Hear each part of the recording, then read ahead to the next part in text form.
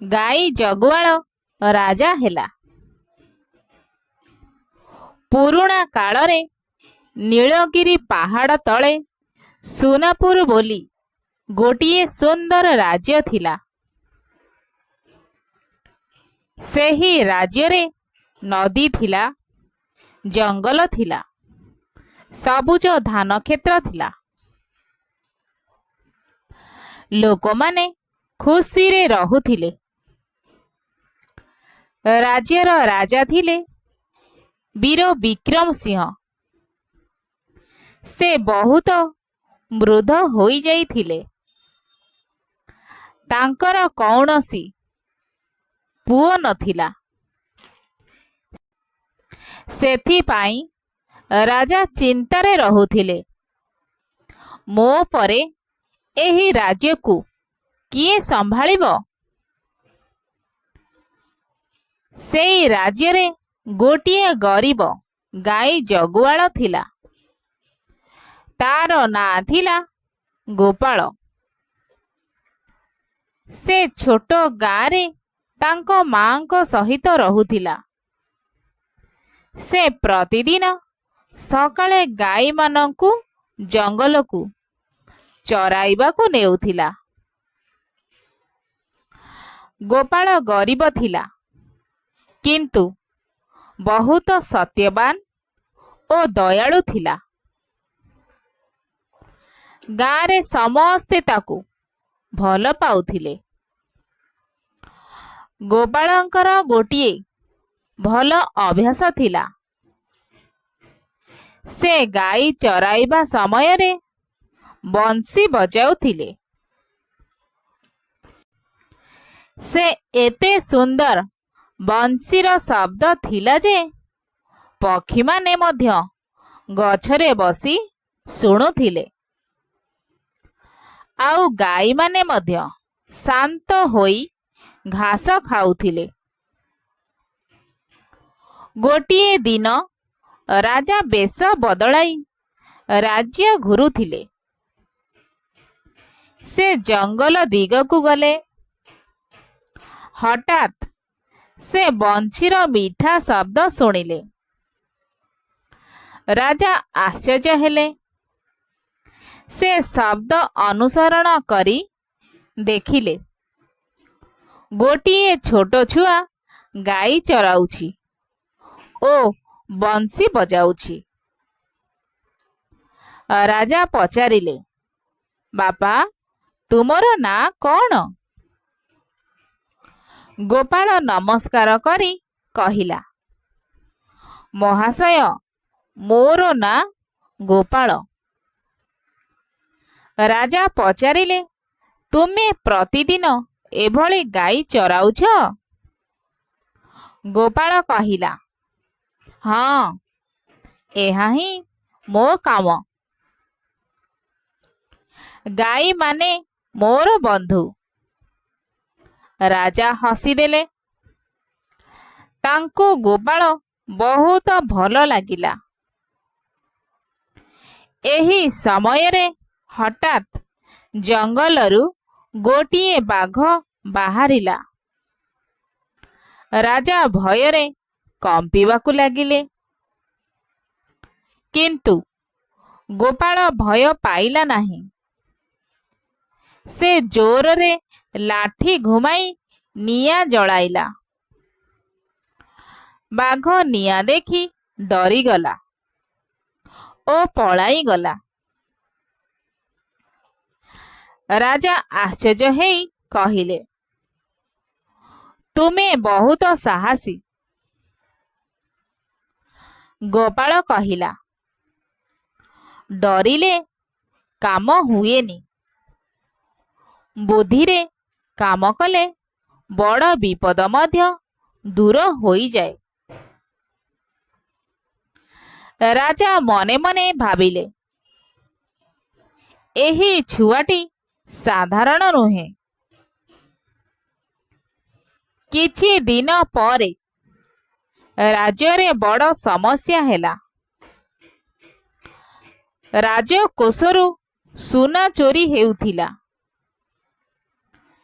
ସେମାନେ ଚୋରକୁ ଧରି ପାରୁନଥିଲେ। ରାଜା ଘୋଷଣା କଲେ ଯେ ଚୋରକୁ ଧରିବ ତାକୁ ବଡ଼ ପୁରସ୍କାର ମିଳିବ। ଗୋପାଳ ଏହା ଶୁଣି ଭାବିଲା, ମୁଁ ଚେଷ୍ଟା କରିବି। ରାତିରେ ସେ ରାଜମହଲ ନିକଟରେ ଲୁଚି ରହିଲା। ମଧ୍ୟରାତ୍ରିରେ ସେ ଦେଖିଲା ରାଜମନ୍ତ୍ରୀ ଗୋପନରେ ସୁନା ନେଇ ଯାଉଛନ୍ତି। ଗୋପାଳ ବୁଦ୍ଧି କରି ରାସ୍ତାରେ ତେଲ ଢାଳିଦେଲା। ମନ୍ତ୍ରୀ ଖସି ପଡ଼ିଲା। ସେତେବେଳେ ସେମାନେ ଆସି ତାକୁ ଧରିଦେଲେ। ସକାଳେ ରାଜ ଦରବାରରେ ସମସ୍ତେ ଆଶ୍ଚର୍ଯ୍ୟ ହେଲେ। ରାଜା ପଚାରିଲେ, ଏତେ ବଡ଼ କାମ ତୁମେ କିପରି କଲ? ଗୋପାଳ ନମ୍ରତାରେ କହିଲା,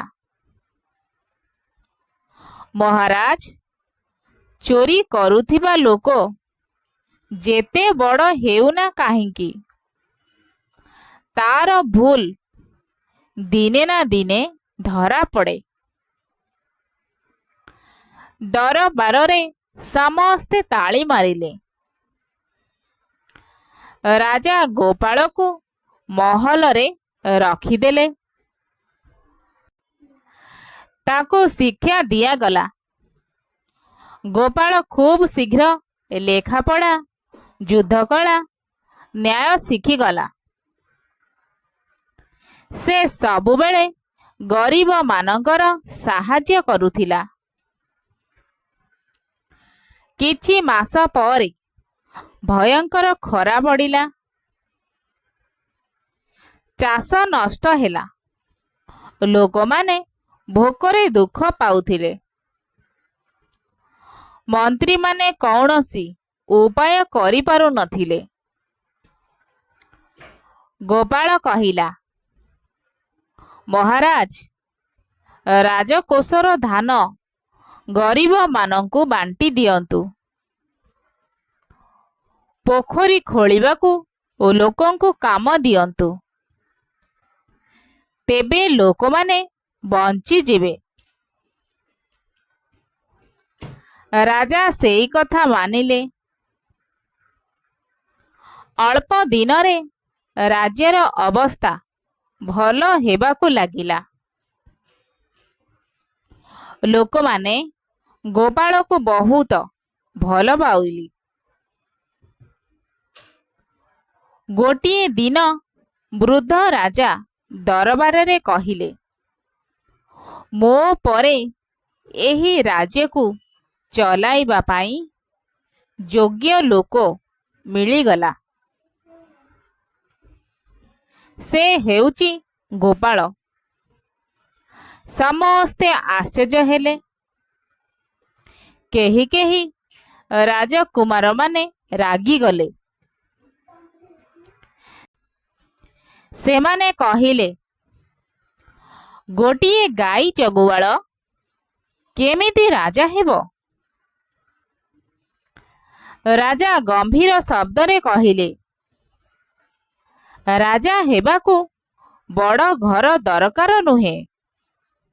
ଭଲ ହୃଦୟ, ସାହସ ଓ ବୁଦ୍ଧି ଦରକାର। ଦରବାର ଶାନ୍ତ ହୋଇଗଲା। କିଛି ଦିନ ପରେ ବଡ଼ ଉତ୍ସବ ହେଲା। ସମସ୍ତ ରାଜ୍ୟ ଫୁଲ ଓ ଦୀପରେ ସଜାଗଲା। ଢୋଲ, ମହୁରୀ, ଶଙ୍ଖ ଶବ୍ଦରେ ଚାରିଆଡ଼େ ଗୁଞ୍ଜି ଉଠିଲା। ଗୋପାଳଙ୍କୁ ସୁନାର ସିଂହାସନରେ ବସାଇ ଦିଆଗଲା। ରାଜା ନିଜ ହାତରେ ମୁକୁଟ ପିନ୍ଧାଇ ଦେଲେ। ସମସ୍ତେ ଏକା ସାଥିରେ ଚିତ୍କାର କଲେ, ମହାରାଜ ଗୋପାଳଙ୍କର ଜୟ ହେଉ। ଗୋପାଳ ରାଜା ହେବା ପରେ କେବେ ଗର୍ବ କରିନଥିଲା। ସେ ଗରିବମାନଙ୍କର ଦୁଃଖ ବୁଝୁଥିଲା। ସେ ରାଜ୍ୟରେ ନୂଆ ପୋଖରୀ, ରାସ୍ତା, ସ୍କୁଲ ଓ ମନ୍ଦିର ତିଆରି କରାଇଲା। ଚୋର ଡକାୟତମାନଙ୍କୁ ଦୂର କଲା। ଲୋକମାନେ କହୁଥିଲେ, ଏମିତି ଭଲ ରାଜା ଆଗରୁ କେବେ ମିଳିନଥିଲା।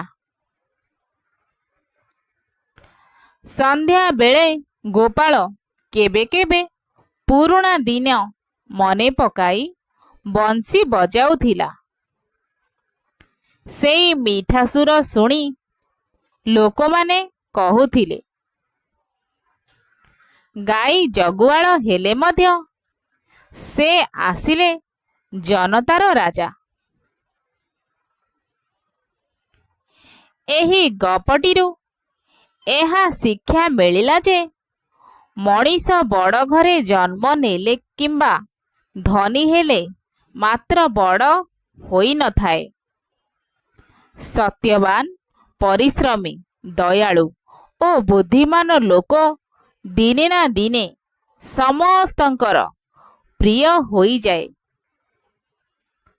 ଗୋପାଳ ସାଧାରଣ ଗାଈ ଜଗୁଆଳ ଥିଲା, କିନ୍ତୁ ତାର ସାହସ ଓ ହସମୁଖ ସ୍ୱଭାବ, ଭଲ ମନ ଓ ଲୋକଙ୍କ ପ୍ରତି ଭଲ ପାଇବା ତାକୁ ରାଜା କରିଦେଲା। ଧନ୍ୟବାଦ।